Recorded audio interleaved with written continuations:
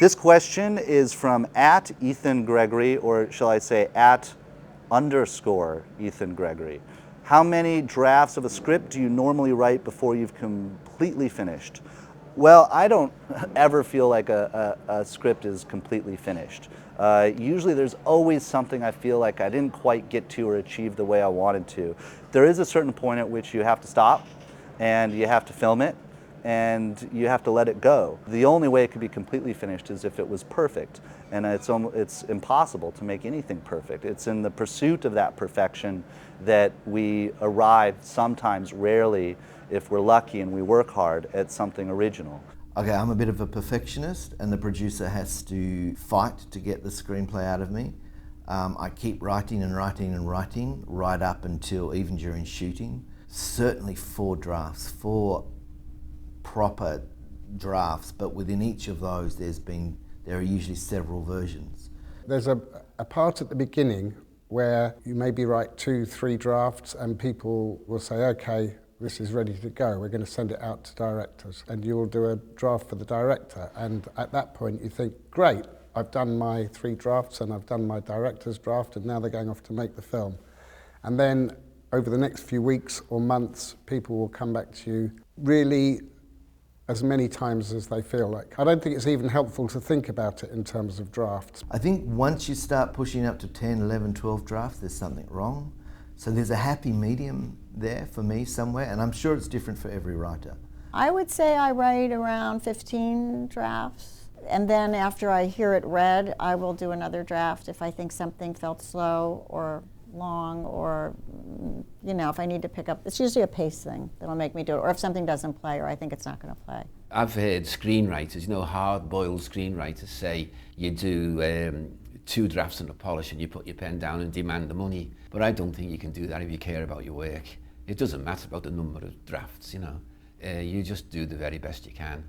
And a script is never finished anyway, because even when they're shooting, you can be changing it. And even when it's all shot and the picture's locked, you're doing added dialogue, voiceover, sound effects, So it's a movable feast. It's never finished. The script is never finished. I can always identify 4 different stages. And the early stage is, the first, second draft is always just about trying to discover what the story is. What is this? The second stage, which again can be a couple of drafts, you know your story. Now it's about building it and layering it and getting all the possible texture you can out of that story. Then the third stage is a distillation. You're editing, you're kind of refining, you're pulling it back to its bare minimum, because a screenplay is a bit like a poem. You're trying to express the most meaning possible with as fewer words as you can. So it's about kind of being as minimal as you possibly can, but you can't do that until you've done the early drafting, gone through drafts 1 to 3. So that's kind of how it works for me. This is from @JRCowell01, and it's how do you write? How much does brainstorming, researching, or outlining feature in your process? Brainstorming is amazing, yes. Researching can always help. It really can. You should research, but you've got to be careful, because at some point you've got to start writing, The wisest thing I ever heard on research, came from Alan Bleasdale, who said to me, he writes and then he researches. And that stops the research overtaking the writer. The big thing is we're not secretaries. You work with a powerful script editor or producer, you find yourself becoming secretarial, writing, doing what they tell you to do. That's not a writer, that's a secretary. Totally. I love research, absolutely love research. I'll do a lot of it, and I'll do it all the time. I used to in the old days. I'd go to the library and I'd have to, or take meetings with people. Now, mostly, I do it online. Well, actually, for the Intern, I did go out and meet a lot of men Bob De Niro's age and talk to them. And I went and visited a lot of startups. So if I'm writing about something I don't know about, even going back to Private Benjamin in 1980, I went to a recruiting station, I pretended to get recruited and had a tape recorder in my pocket and taped, the best ideas come out of research, things you couldn't imagine. So I do tons of research. I do a very long, extensive outline, maybe for 3 or 4 months, very thick.